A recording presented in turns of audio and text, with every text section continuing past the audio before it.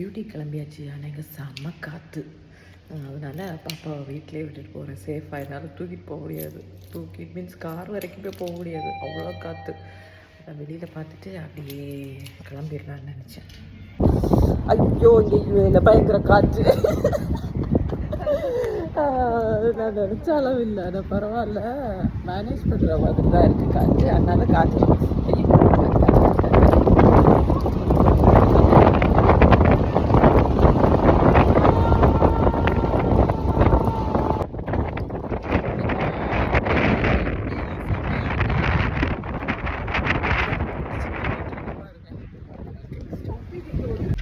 somehow reached car. Anyway, thank you and take care.